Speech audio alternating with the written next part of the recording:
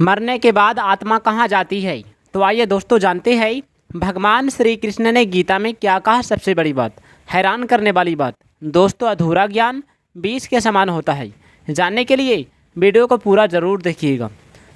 भगवान श्री कृष्ण कहते हैं मृत्यु के बाद आत्मा के बारे में अलग अलग मत प्रचलित है।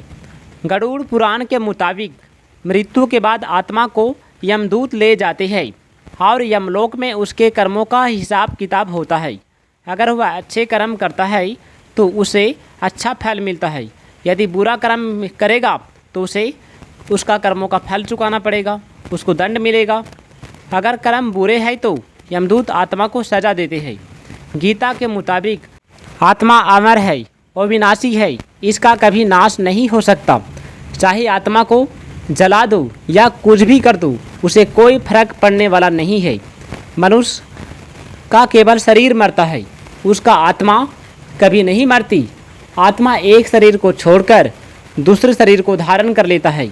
जिस प्रकार हम पुराने कपड़ों को छोड़कर नए वस्त्र धारण कर लेते हैं, ठीक ऐसे ही आत्मा का गुण होता है। एक शरीर के हीन हो जाने पर, छीन हो जाने पर आत्मा भी छोड़कर चला जाता है। और तो आइए जानते हैं गीता में क्या कहा। सबसे बड़ी बात, गीता में कहा, संजय ने धृतराष्ट्र को बताया कि ये निर्मल एवं निष्पाप मन वाले दुखी अर्जुन को श्री कृष्ण ने इस प्रकार समझाया। बोला, हे अर्जुन, तुम जिस मार्ग पर चलना चाहते हो। आइए भगवान श्री कृष्ण ने क्या कहा अर्जुन को। बोला, हे अर्जुन, तुम जिस मार्ग पर चलना चाहते हो यह आर्यों का मार्ग नहीं है, इससे तुम अपयश के भागी बनोगी। कायरता मत करो, डरो मत, मन की कमजोरी को त्याग कर युद्ध के लिए तैयार हो जाओ। अर्जुन ने कहा, भगवान, अपने पूज्य दादा भीष्म नहीं, अपने ही महान गुरु द्रोणाचार्य से मैं कैसे लड़ूंगा? ऐसे अपने पूज्य जन को मारकर मैं कभी सुखी नहीं हो सकता। ऐसे मेरी दुर्बलता कहीं या कायरता अब जो भी कही है मैं उसके लिए तैयार हूँ। चाहे वो लोग मुझे मार दे, लेकिन मैं युद्ध करने वाला नहीं हूँ। मैं युद्ध नहीं कर पाऊँगा। अपना गुरु से कोई कैसे युद्ध करे? अपना सगे संबंधियों से कैसे युद्ध करेगा? भले उसका मृत्यु हो जाए लेकिन वह युद्ध नहीं करेगा।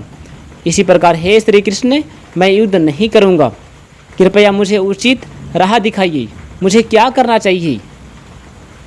मुझे नहीं लगता है कि सारी दुनिया का राज पाकर भी गुरुजन की हत्या करने के पाप से छूटकर मैं कभी सुखी हो पाऊँगा। संजय ने धृतराष्ट्र को बताया कि ऐसा कहकर अर्जुन मौन हो गया। धृतराष्ट्र भीतर ही भीतर खुश हुआ। फिर संजय बोला, भगवान श्री कृष्ण ने अर्जुन से कहा, फिर से विद्वानों की तरह बोल रहे हो परंतु कायरों जैसा व्यवहार कर रहे हो। विद्वान किसी के लिए शोक नहीं किया करती। सच तो यह है कि मैं और तुम और ये राजा पहले भी थे और भी अभी भी रहेंगे। इसका अर्थ यह है कि आत्मा कभी नहीं मरती, केवल शरीर बदलती रहती है। जैसे शरीर पैदा होता है, बच्चे से किशोर, युवा और बूढ़ा होता है, ऐसे ही आत्मा एक दिन शरीर बदलकर दूसरे शरीर में चली जाती है। समझदार लोग इस शरीर से मोह नहीं करते।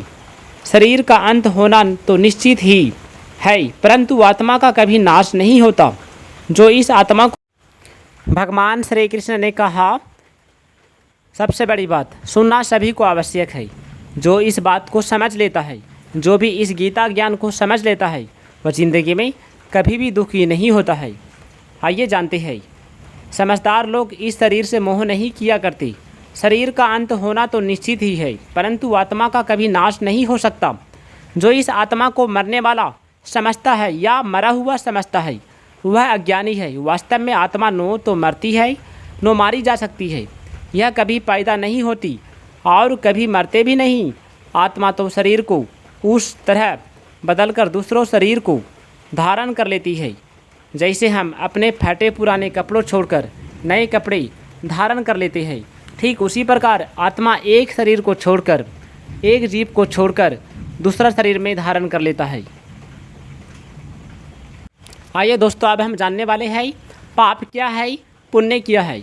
जी हाँ दोस्तों, बिल्कुल आपने सही सुना।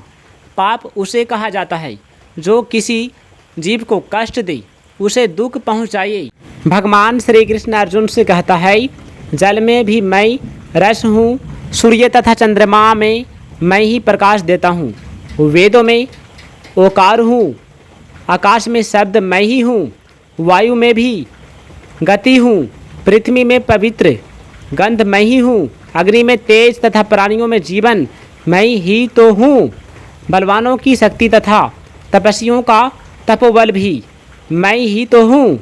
हे पार्थ, सभी प्राणियों की उत्पत्ति तथा अंत भी मैं हूँ। सभी जीव मुझसे ही उत्पन्न होते हैं, मुझ में ही पलते हैं तथा मुझ में ही लीन हो जाते हैं। बुद्धिमानों की बुद्धि तथा तेजस्वियों का तेज मैं ही तो हूँ। बलवानों की शक्ति, काम एवं धर्म सब मेरी आज्ञा से ही होते हैं। तीनों गुण सत्य, रज और तम मुझसे उत्पन्न होते हैं, परंतु मैं फिर भी निर्गुण हूँ। नो मैं उनमें हूँ और नो ही वो मुझ में है। पुण्य कर्म तथा ज्ञान योग से जिनके पाप नष्ट हो जाते हैं। पाप क्या है? कोई भी जीव को कष्ट देना पाप कहलाता है, वो धर्म कहलाता है। पुण्य क्या है? कोई भी जीव को सुख पहुँचाना, उसका दुख सुख में साथ देना, ये पुण्य होता है, यही धर्म है। इसलिए हमें ये काम जीवन भर करते रहना चाहिए। आइए, भगवान श्री कृष्ण कहते हैं कि वे ही मोक्ष के अधिकारी बनते हैं, वे ही वृद्धावस्था, रोग, जन्म तथा मृत्यु से मुक्ति पाने के लिए मेरी शरण में आते हैं। जो चिंतन, मनन और भजन करके सदा मुझे वादा करते हैं कि वे मोक्ष पाकर मुझ में ही लीन हो जाते हैं। धन संपत्ति, वैभव, विद्या, बुद्धि, योग्यता, कुटुंब आदि का जो आश्रय लेता है वह नाशवान है, सदा स्थिर रहने वाला नहीं है, सदा के लिए पूर्ति और तृप्ति करने वाला भी नहीं है। परंतु भगवान का आश्रय कभी भी जरा भी कम होने वाला नहीं है। भगवान श्री कृष्ण कहते हैं, संसार परमात्मा से उत्पन्न होता है, परमात्मा में स्थित रहता है और परमात्मा में ही लीन हो जाता है। अर्थात परमात्मा के अतिरिक्त संसार की कोई स्वतंत्र सत्ता नहीं है।